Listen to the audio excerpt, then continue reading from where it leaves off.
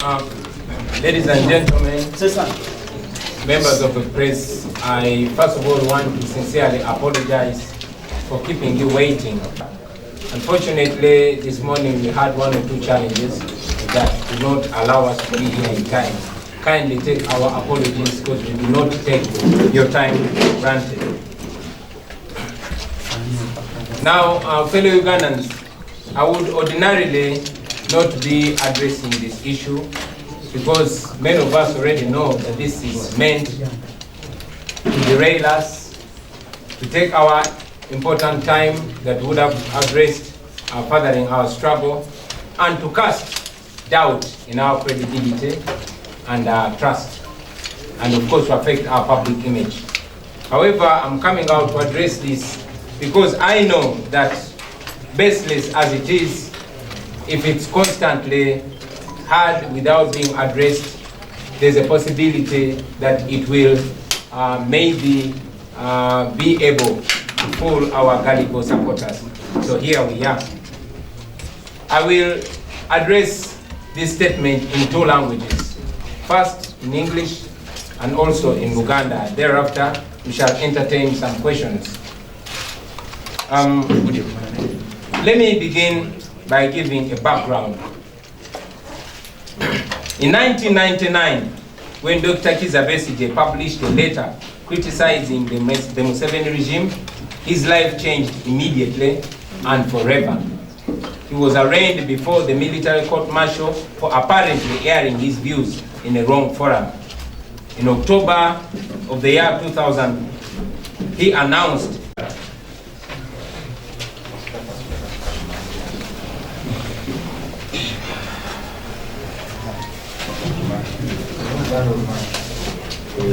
all the ghetto youth, you are the super youth. All the ghetto youth, this one for you. Mwebale nnyo basebo ne banyabo, namazo betondera naye njagala okuddamu betondera olw'okubalingisa ebbanga eddene nnyo bweriti basebo ne banyabo. Waliwo okutaataganyizibwa kwe tufunye ku makya kwesijagendamu naye mukkiriza okwetonda kwaffe okubalwisa basebo ne banyabo obudde bwammwe tubutwalira ddala ng'ekikulu.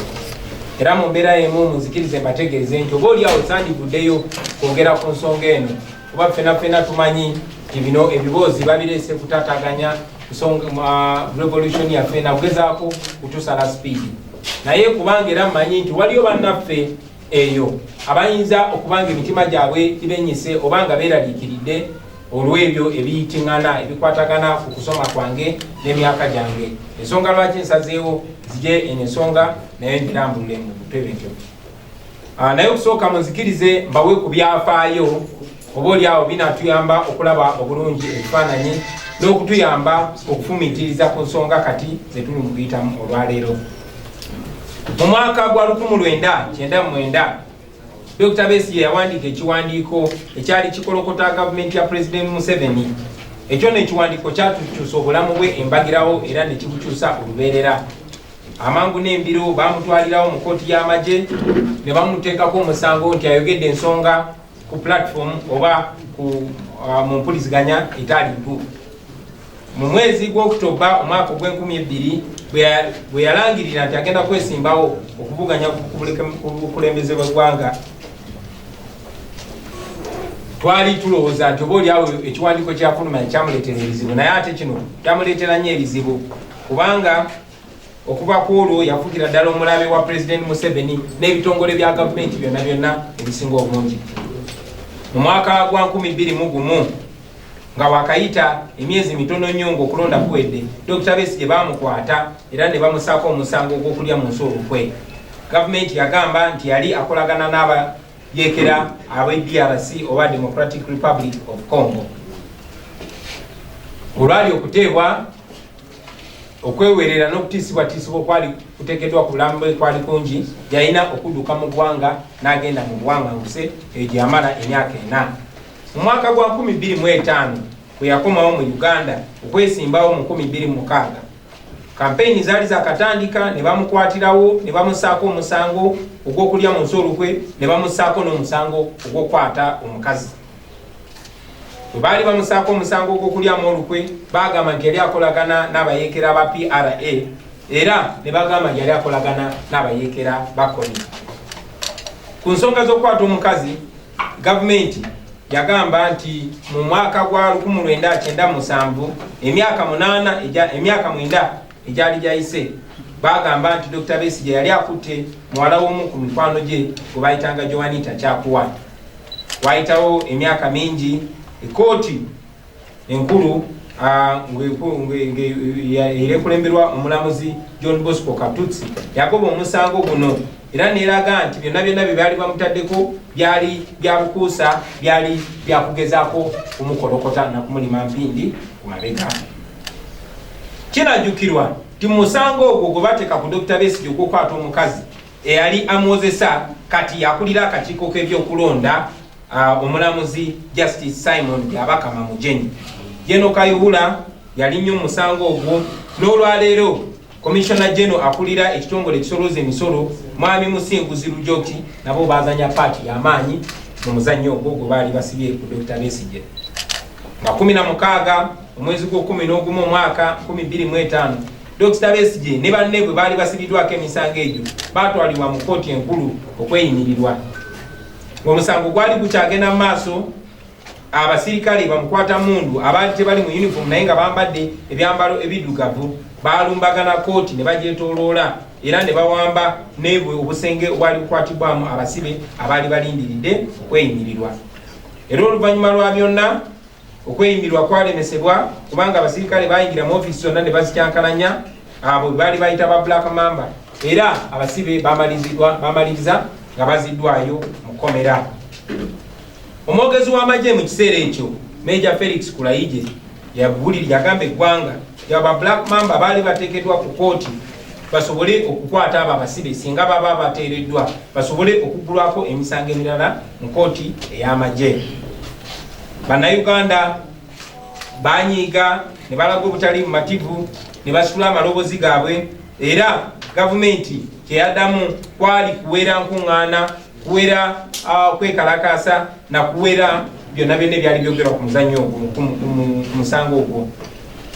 Mwami James Nsababutuulo nga yali minisita w'ebyempuliziganya mu biseera ebyo yawera okwogera ku rediyo ku musango ogwo era n'alabula nti rediyo oba TV oba empuliziganya yonna eneesangibwa nga eyogera ku nsonga eyo yali egenda kugibwako layisinsi yaayo. Omulamuzi John Bosco Katutsi bwe yawa okulagira kwa kooti ng'alagira balekeraawo okuggulako emisango oba okukozesa Dr. Besigye mu kooti y'amagye, General Eric Mwine yazimula ekiragiro kya kooti ekyo. Ekooti etaputa ssemateeka bwe yayongera nayo n'esala omusango ogwo n'eragira Dr. Besigye balekeraawo okumuwozesa mu kooti ez'amagye. President Museveni yavaayo n'aweera nga bwagenda okulwanyisa okusala kwa kooti okwo ng'akozesa amateeka ng'akozesa n'ebyobufuzi era yagamba nti agenda kulonda abalamuzi abakolagana ne NRM bwe baba babeera ku ntebe y'abalamuzi mu kiseera ekyo. Era nga bwe mwalaba Dr. Besigye bamaliriza nga bamunominatinze okwesimbawo obwa pulezidenti mu mwaka gwa 2006 naye nga bamunominatinze ali mu kkomera. Okuva ku olwo bassebo ne bannyabo okubonaabona kwa Dr. Besigye ne banne bwe baali balwanirira eddembe tekwakoma kwagenda mu maaso paka olunaku lwaleero. Olunaku lwaleero emisango mingi nnyo egimusimbiddwa egimuteekeddwako tasobola kujjukira mirundi gyakwatibwa, misango mingi egimuteekeddwako naye tewali n'ogumu gwali tumusinze. Mu mwaka gwa 2007 muganda we gwe bayita Musaasizi Kifeefe yafa oluvannyuma lw'okutulugunyizibwa ennyo mu kkomera kumala ebbanga eddene. Bangi ku baganda baffe abalwaniridde eddembe babonyebonye nnyo, batulugunyiziddwa n'abalala bafudde. Era naffe wano tujjukira mwami w'omu ku mumyuka wa President wa National Unity Platform, omwami Roxanne Zedriga bawa deputy waffe Lina Zedriga naye yabuzibwawo era kati emyaka 20 taddangamu kulabika. Mu mwezi ogwokubiri omwaka 2006 gavumenti yaleeta omwami gwe bayita Kizige Moses, ono yali mbaka wa parliament wa Bugabula county era nga yali mu wamagezi wa president. Oyo bamuleeta n'ateeka omusango ku Dr. Besigye n'agamba nti Dr. Besigye ono nga yali omusawo wa president Museveni mu nsiko, naye baleeta omuntu n'agamba nti ebipapula kwe yayingirira essomero lya Kitante secondary school mu mwaka gwa 1969 byali bifu.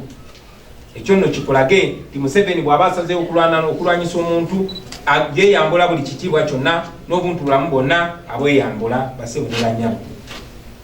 Kyewuunyisa nti nno gavumenti yagenda ne mu kyalo kya Dr. Besigye n'enfunayo abannakyalo ne bajja bawe obujulizi bagambe nti ddala Dr. Besigye yali teyasoma era ebipapula byali yakozesa emyaka 37 egyali giyise nti byali bifu. Naye nga bulijjo gavumenti ya Museveni ebintu bino byonna byereeta tekiri nti eba eyagala omusango ogukusinge, nedda baba bagala kuswazaswaza, baba bayagala kumalira budde mu kooti, baba bagala kuteeka kubuusabuusa mu bantu abantu bakutunuulire nga babuusabuusa obwesimbu bwo. Ensonga endala gye njagadde okwogerako ekwatagana ku mbeera gye tuli mu kuyitamu olwaleero ye mu Desemba wa 2024.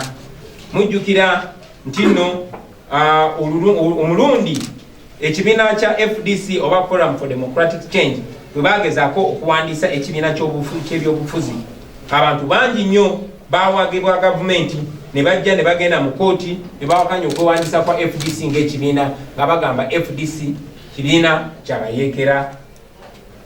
Baleeta ensonga nga bazisimbye ku kabonero ka FDC ku mibala gyayo ne ku bintu ebirala ebyali mu FDC. Era oluvannyuma lwa byonna mujjukira nti omusango gwateekebwayo nga bagezaako okulemesa FDC okunominatinga bakandidate. Bannayuganda bannange, nfubye okutottola bino byonna ebyafaayo okusookera ddala nga njagala baganda baffe abato mu myaka abaali abato ennyo bino ebintu nga bibeerawo basobole okumanya ekibadde kigenda maaso mu ggwanga lyaffe. Njagala bamanye ebyafaayo by'ensi yaabwe, naye era njagala bamanye nawawe tuli basebo ne banyabo. Njagala okubasaba abasobola mugende musome akatabo ka Dr. Olive Kobusinje ke bayita The Correct Line, oba musome akatabo ka Daniel Kalinachi ke bayita Kizza Besigye and Uganda's Unfinished Revolution. Mujja kutegeera Museveni yaani bwe tuli mu kulwanagana naye. Mujja kutegeera omuyeekera eyawamba ensi yaffe oluvannyuma lw'okukulembera olutalo lwatirimbula bamaama baffe ne bataata baffe. Olunaku lwaleero nga tufugira ku mudumu gwa mundu mujja kumutegeera bulungi. Kiba kirungi nnyo ne tutegeera omuntu gwe tudiringa naye, kijja tuyamba nnyo naffe okumanya stepu ze tulina okuteekenga. Ekyokubiri, njogera ku bino ebintu okussa ekitiibwa mwabo abatusookawo nga Dr. Besigye ne banne abaakulembera mu lutabaalo luno naffe ne batuwalo okumanya nti Museveni alwanyisibwa. Ate Museveni naffe tulina okukakasa abanaddako nti si kulwanyisibwa bulwanyisibwa, naye Museveni awangulibwa.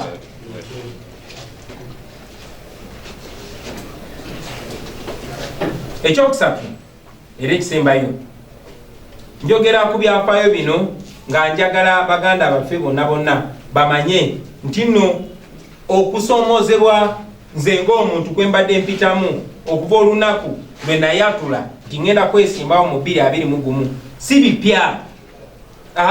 Bino byonna bw'oba obigenderedde kabadde kagenderere kagezaako okutunafuya, kugezaako kubuzaabuza, kugezaako ekifaananyi kyaffe okukikubamu ebituli, era nga bwe kibadde eri buli muntu agezezaako okugyayo omutwe n'ayagala okuwakanya effugabbi erya Museveni.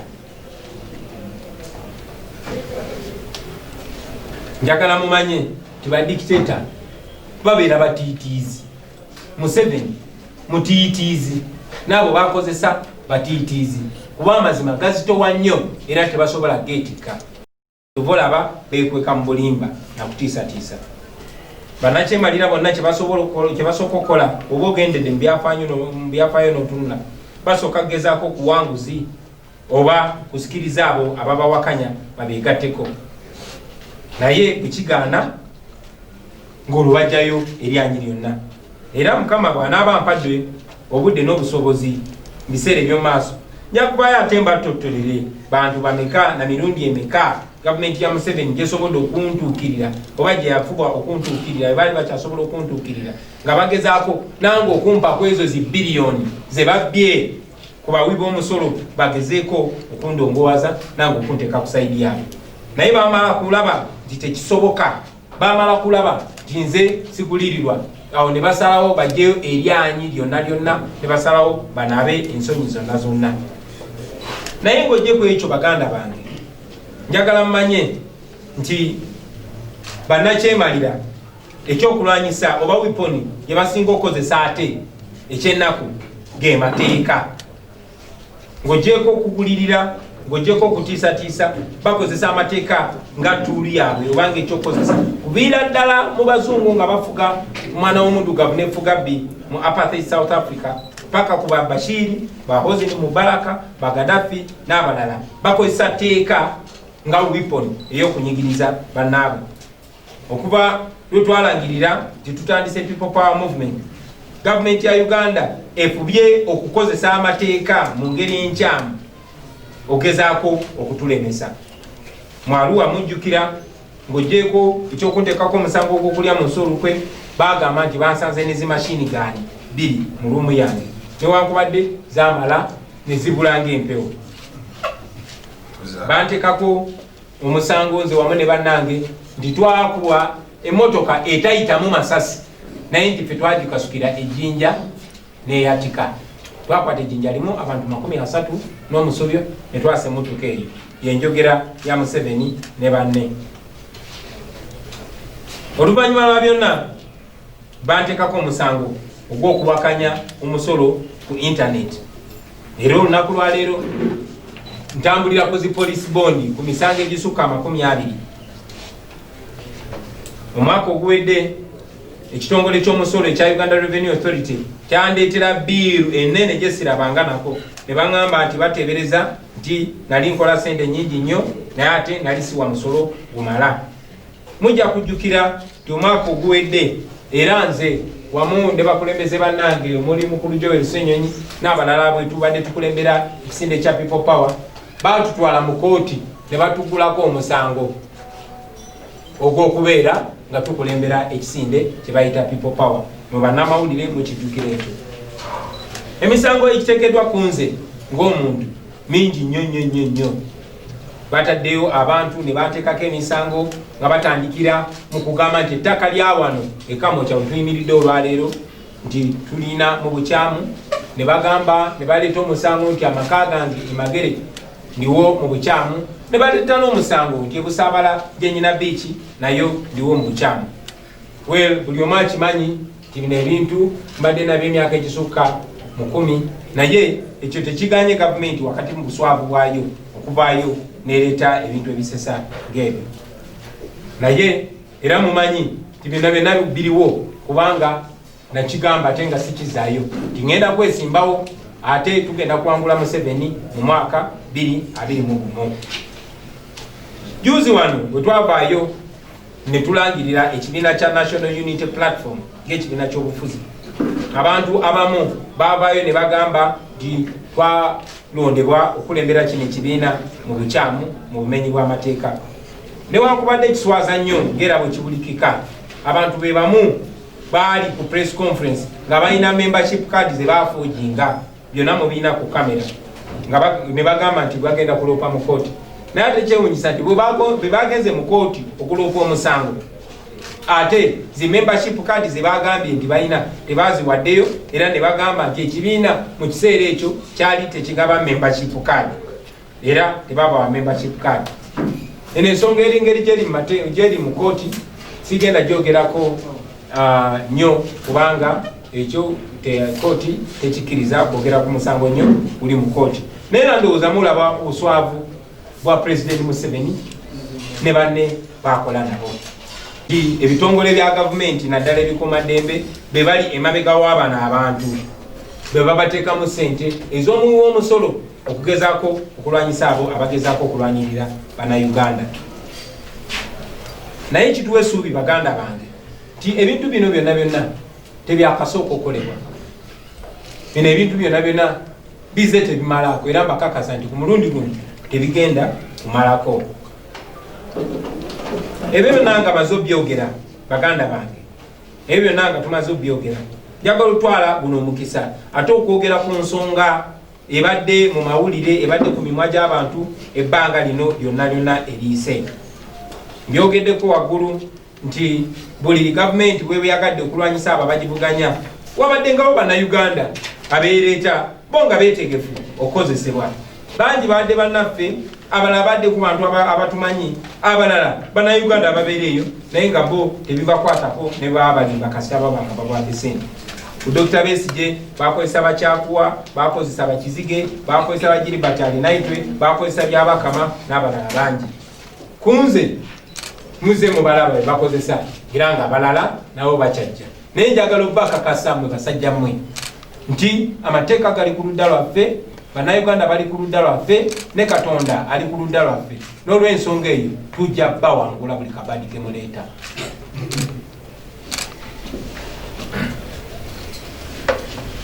Bwe nasooka okwesimbawo mu Kyaddondo mujjukira bangi nnyo bagezaako okutulwanyisa nga batukubamu ebituli, naye kyabakola bubi nti tebamalako. Kati olunaku lwaleero bazze nga bawakanya buyigirize bwange, nga bawakanya n'ebirala ebyo. So njagala kino poze nakyo okiteeka mu butongole nti bannange, mu ggwanga eritambula obulungi, mu ggwanga erikulembera obulungi, abakulembeze balina okuteekebwa okubibwamu tooki. Abakulembeze balina okubibwamu tooki. Tewali mukulembeze alina kugamba nti talina kubuulirizibwako. Nange kennyini buli mukulembeze alina okubibwamu tooki, buli mukulembeze alina okubuulirizibwako. Naye ngera bwe nze mbanyonnyola, bw'ogoberera bino ebya Museveni, kuno si kubuuliriza.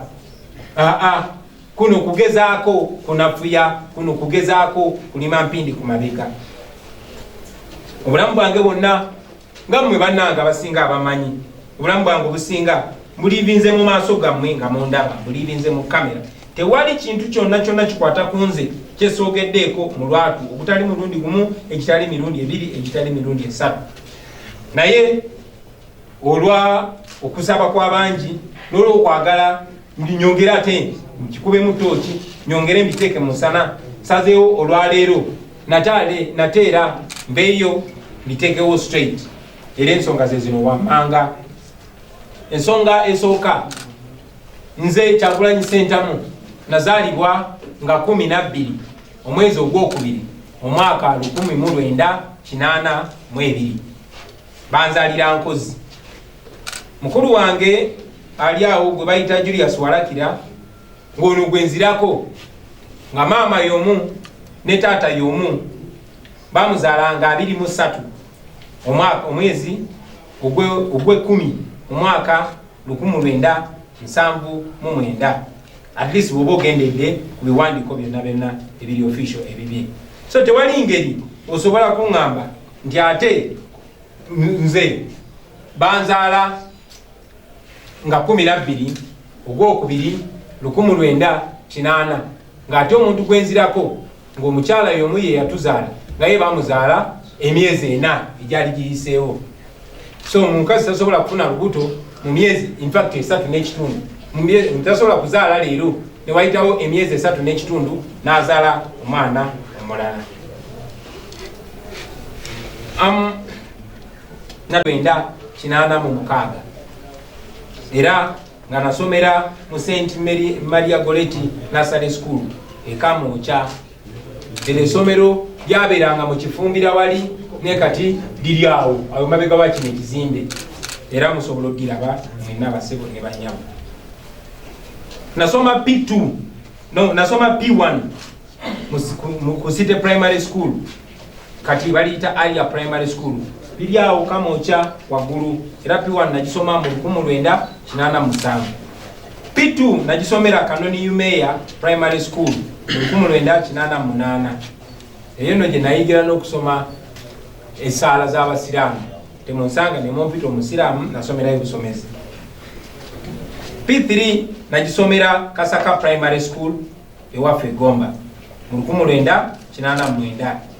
P4 ne P5 nagisomera Kanoni Catholic School mu 1990.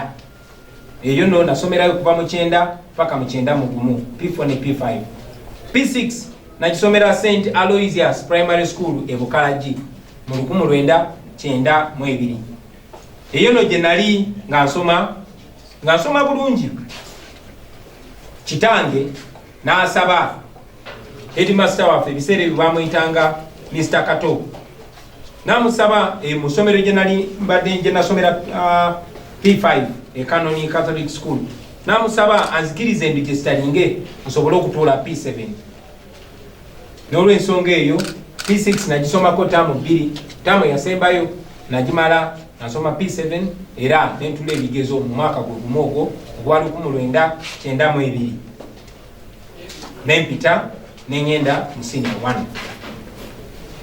Taata wange yaweebwa amagezi nga ali mu kujjuza foomu zange ez'okutuula P7.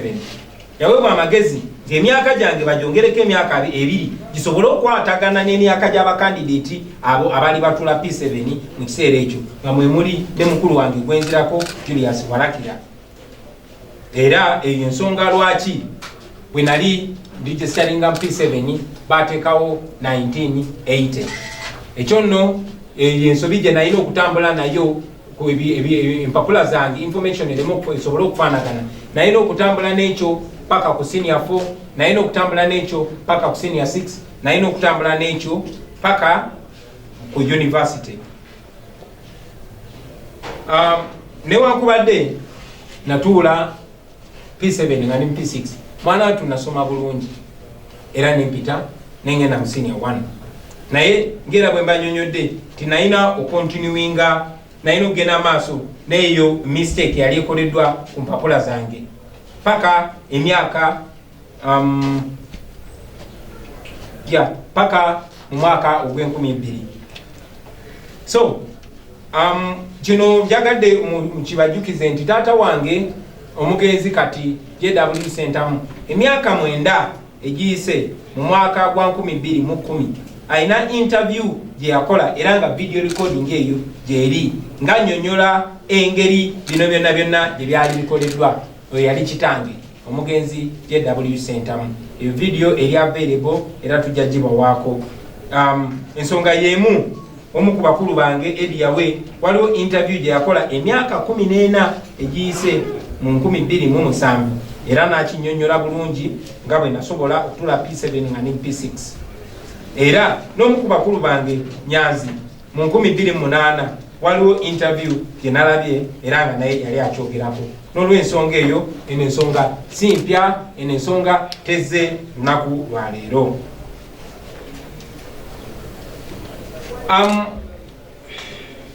Lwali nali nyina okufuna passport nga maze okula bwe naweza emyaka 18 nga nze neetegerera. Bwe nali nfuna passport awo bwe nagenda okutereereza record zange zino nga ndi muvubuka wa myaka 18 ku lwensajja kudde. Era bwe nali nfuna passport nasana swearinga affidavit eyali ecorrectinga obwo bukyamu. Era obwo bukyamu ne butereera okuva mu mwaka ogw'2000 kati emyaka 20 egyakayitawo. Nalabye abantu abamu ku social media nga bagamba tinakyusa emyaka gyange bwe nabadde ngenda kwesimbawo wano mu 2017. Njagala obbasaba mugende munoonyereze bulungi nnyo sente ze babasasula okutulimirira muzikozese bulungi, mukole research muleme kola nsobi ate zigenda baswaza mu maaso g'abantu. Ekikwatagana n'amanya gange nakyo nja kyogerako. Erinnya erimu wa Sentamu nga waliwo single S, eddala nga waliwo double S, naye nga byonna byange nga nze Kyagulanyi Sentamu emu eriko single S endala eriko double S baadde babufudde musango. Naye njagala obategeeza nti nayo n'eyo ensonga twagitereeza mu 2017 bwe nali ngenda okwesimbawo ku bubaka bwa parliament nakola kye bayita statutory declaration ng'amateeka bwe geetaaga era ekyo ne kitereezebwa. era ensonga lwaki banominatinga okwesimbawo ng'omubaka wa parliament. Nagenda ne mu UNEB ne baverifyinga oba ne bekenenya empapula zange ez'obuyigirize era nazo nekenenye bazikenenya bulungi. Kansubire nti ekyokukintanya ekyo kijja kuyamba baganda baffe abali eyo emitima begibadde gyewanise nga balowooza oba bano abantu abatulimirira bayinza okuba n'obutuufu bwonna. Tebalina. Ndi muntu agoberera amateeka, mbadde muntu agoberera amateeka ate n'okugamanya ng'amanyi. Mbadde muntu akkiririza ennyo mu bwesimbu, atambulira ennyo mu bwesimbu, eyagala ennyo obwesimbu. Tiimu yange y'abannamawulire bwe neeba ng'erina kyeyagala okuluŋŋamya mu nsonga ezo ejja genda maaso n'okola ekyo era nja kuba amategeeza abasebo ne bannyabo. Naye nga bwe mbagambye nvuddeyo ndudde kino kyadressinga nga njagala bekeje begwenyalwe era nga manyi nti ku lasti bagenda kufiira mu firimu yaabwe. Kati katuddeyo okusoma kwange tekunaggwayo. Twakomye nga maze P7 nga ngisomedde mu masomero 7. Tugenze mu secondary. Senior 1 first term asomera St. Maria Goretti Secondary School e Katende. Senior 1 second term nembayo nengenda Brain Trust Academy e Rubaga. Enasomerayo kuva mu senior 1 second term paka senior 3 third term. Kuva 93 paka 95. Senior 4 nasomera Chitante Hill School. Eyo no Chitante twasomera ne banange bangi nnyo. Ba Master Paroti, ba Turumani, ba Baby Kuru, ba Rude Boy Devo, bonna twasoma nabo Ekitande. Newankubadde abamu twali mu klasi emu ate abalala nga batuli mu klasi ya waggulu. Nkomye ku senior 4 mukoberera. Senior 5 first term nagisomera ku Alliance Advanced Secondary School e Kamoncha. Gwali mwaka gwa 97. Senior 5 second term nengenda Lubiri Secondary School eyo wena ninzeyo mu boarding. Ekyo mu kisomo bi timweyo term yennyini mama wange uyafira accident. Nensomera era nali nyina okubayo mu esomero eddungi eri Lubiri. Ka senior 5 third term olwo nengenda Kololo Secondary School wano ku Lugogo bypass. Eno kinasomera ne senior 6 era mu November ne December wali ku 1998 nentula ebigezo ebya senior 6.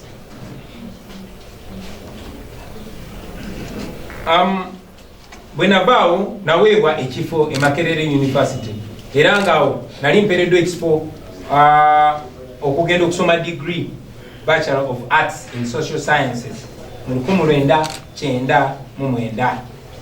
Nasoma omwaka ogwo twasoma n'abantu bangi nnyo ab'ebitiibwa nja kuba mbogerako gye bujja era ngaawo nali nkola amasomo erya anthropology, erya political science n'erya economics. Naye omwaka ogwo gwennyini nga gugwako nayina okudropinga out kubanga baali bampadde ku private sponsorship. Twasasulanga ndowooza emitwalo nga 45 buli semester. Ezo sente zaali nyingi nnyo. Nasobola ndowooza kusasulako semesters 2 n'abaali bannyambako banyanzi n'abalala nga yala zitandise okubakuba nga sobola kusasula kosi yange era nayina okudropinga out kubanga nali njagala nnyo okusoma naye nga sina sente. Ate ng'ebiseera ebyo interest yange mu music yali erinnya ennyo ne mu drama. Nagenda ne applyinga buto e Makerere ne applyinga for government scholarship kubanga ebiseera ebyo nali mu kunoonyereza kwange baŋŋambye nti ku department ya music dance and drama waliwo abajja direct naye ate waliwo n'abalala ng'ogenda n'okola practical exams. Nagenda nekola practical exams era nempita era bwe nayita bampa ekifo ku government scholarship Makerere University mu mwaka ogw'2002 era nensoma ne bantikira mu mwaka ogw'2023 e Makerere University ne diploma ya music dance and drama. Kati awo nenzira ku street nezoka nekubayo emyaka gyange nga 13 14 nga nsoma bya ku street. Bwe tunaba tutuza okubanyonyola ku buyigirize bwange bw'oku street nja kubanyonyola banyonyole n'ensonga lwaki abamu bampita fada abamu bampita generali. Naye eyo street education nga bamaze okuyitawo akabanga mpozi n'ekirala kinsanyusa nti okusoma kwange kuno kwonna nakusomera mu light era abantu bangi nnyo benasomanga nabo mikwano gyange bangi bandaba olwaleero era nina essuubi nti bangi nnyo benasoma nabo ate nga mulimu ne ba public figures bangi kakasa tibajja kuvaayo nabo bawa obujulizi ku bino byenjogerako babikakase tibyonna byenjogera bituufu. Naye era nga bwe mumanyi baganda bange ti oluvannyuma lwa byonna nga mumaze okutuwagirawagira naffe twesobola kati nga n'essente z'okusasula tuition tekyali kizibu naddayo ku ssomero mu mwezi gwa August 2016 nagenda nensaba ekifo era ne bampa okusoma degree yange endala ey'omumateeka gye bayita LLB mu university gye bayita International University of East Africa e Kansanga. Wayitawo emyezi mitono Cavendish University nayo negulawo law school wane Kamocha. Ate engeri gye nali nkolera wano nga te wano Kamocha kumpi nagenda nensaba ekifo nenkola transfer okuva International University of East Africa nezija nsome amateeka era nga mbadde mu mwaka gwange gwakusatu nga nsoma degree yange y'amateeka naye olw'embeera gye tuyitamu olwaleero n'okunyigirizibwa n'okugobererwa mu mbeera yonna mbadde nina okukola ki mbadde nali nyina okuyimiriza okusoma kwange. Kyava ku ki okusomera primary mu masomero kumpi 8 secondary n'okisomera amasomero 7 university n'okisomera mu universities 4 nga te university emu yokka gye bakutikidde kyajja kitya ekyo nakyo njakyogerako bwe nti bannange nti obulamu bwange bubadde bwa kupambana obulamu bwange okufaananako n'obulamu bw'abantu abalala bubadde bwa mitobo era nze okusoma kwali kusobola okugaana kubanga mikwano gyange benakola nabo bangi nnyo okusoma kwagaana si kuba tebaali bagezi mu ssomero si kuba baali tebaagala kusoma naye olw'embeera gye baali balina okuyitamu okugeza nze taata wange yalina abaana abasukka 30 nga talina n'abaana abalala balabirira kwegamba ngu famire abaana betusukka 40 so ng'okunyigirizibwa ku nsawo ye kungi. Maama wange yennyini yalina abaana beyazaala mu lubuto lwe abaana 10 naye ate nga alina n'abalala abaana batazaala naye nga baana be baganda baffe nga ffenna balina otubeezaawo. So ebintu bya school fees ffe byalinga bizibu okusoma kwaffe kwalinga kwa mbirigo. Nze nakyogerako nti maama wange engeri gyali omusawo yalinanga okusiba akagere kange plasta kubanga sayinanga ngato nentuka kusomero ng'olina okuyingira ng'owenyera omusomesa akubuze lwaki toyambadde ngato nga banno ng'olina omunyonyola nti akagere kakoze eki kalwadde naye nga akagere si kalwadde. Era olumu nabanyumizaako nti omusomesa yansanga nze yazaawenyera nga ate nsamba omupiira ku lunch time nagamba akagere kawonye bwe namulengera era nenziramu nempenyera. So bwebwe obulamu nze bwe nakuliramu siswala kukyogerako kuba obwo bulamu bwanfula kitendi era manyi nti abaana bangi nnyo eyo mu geto abayise mu bulamu bwe butyo bungi n'abalala abali mu buyitamu tekiswaza okubanga otoba mu mbeera eyo kuba muze mbagamba nti ensi enoonya oyo omuntu akoze ekintu n'akigusa so si oyo anyonyodde nti kyandemye kubanga ndi wano kubanyonyola nti nakikola ne mmalako mu bugubi obungi ennyo so si nti mu bugubi obungi ennyo nalemererwa nedda ffe tetugenda kulemererwa basebo ne banyabo. Manyi nti bangi nnyo ku bannaffe abaloodi abaafuna omukisa ne basoma bulungi nnyo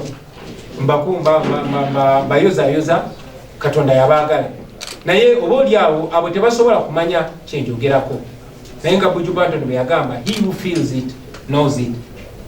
So eyo embeera gye tuyisemu baganda bange. Mpita nnyo awo ekololo SS ne mu geto mulabanga ekimuli ekimeze mu nkokoto one yakolanga eyo muwino yazimbye zakeetyevo ebigambo oba owulira biwakanya eyo mulage ku Kyagulanyi yenze ebyo bintu bya ddala owulidde. Nekirala baganda bange njagala nnyo mujjukire nti olutalo lwe tulimu si lwangu, obanga owakanya oba olwanyisa dictator agenda kukola buli kimu era asuubira nti buli kimu ojja kifeesinga muganda wange. Guno si mulimu mwangu, tujja kufiirwa emikwano, oba gwe awakanya dictator ojja kufiirwa emikwano, ojja kuliibwamu enkwe, ojja kunyigirizibwa, ojja kusibibwa mu makomera, ojja kwogererwa amafuukule, ojja kuswazibwa, ojja kutiisibwa, ojja kulumbibwa mu buli koona. Bajja kukozesa abantu bw'oba obadde omanyi nti bakwagala nnyo bakulumbagane.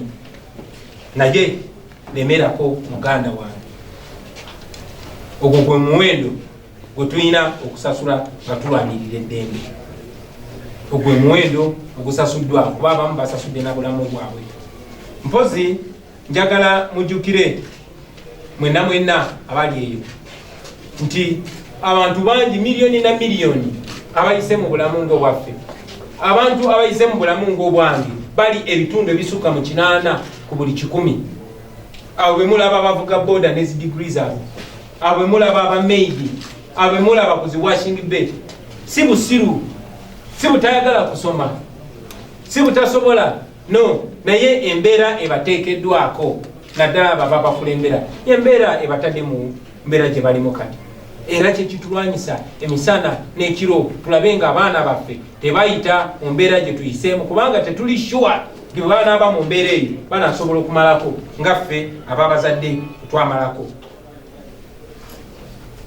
Ekimpa essanyu nti nze njiga zino lesoni ziyigidde ku bantu nga ba Dr. Besigye, nga ba Mandela, nga ba Malcolm X, nga ba Martin Luther King, era kansubire nti abaana ba ghetto abali eyo nange banandabirako era ne bantwala ng'ekyokuyiga naddala nga nkyali mulamu. Njagala kumaliriza baganda bange nga buno obubaka bujja genda eri akakiiko k'ebyokulonda, akakiiko k'ebyenjigiriza k'ebyebigezo, Uganda National Examinations Board, n'ebitongole bya gavumenti byonna. Manyi bulungi nnyo nti waliyo balooya n'Abannayuganda ababawandikidde nga baagala okumanya ku bikwata ku kusoma kwa President Museveni, ebikwata ku kusoma n'obuyigirize obwa mukyala we Janet Museveni, n'abamu ku bakungu aba NRM ne ba minisita. Mubadde bangu nnyo okuwaayo ebiwandiiko byange byonna, era njagala okubasoomooza bwe mubanga ddala mugamba nti temulina kyekubira, bwe mubanga mugamba mugoberera amateeka, njagala okubasoomooza okuvaayo muweeyo ebiwandiiko ebyo ebikakasa nti President Museveni ayina obuyigirize obwetaagisa. Njagala okubasoomooza muveeyo mulage nti President Museveni obuyigirize bwayogerako ddala bw'ayina. Njagala okubasoomooza muveeyo muleete ebiwandiiko ebikakasa nti ddala emyaka President Museveni gy'agamba gy'ayina. Era njagala okubasoomooza okuvaayo okakasa nti ddala President Museveni Munnayuganda nga bw'agamba. Ebyo nga maze obyogerako, ebirala nja kulindirira ebibuuzo byammwe basebo banyama.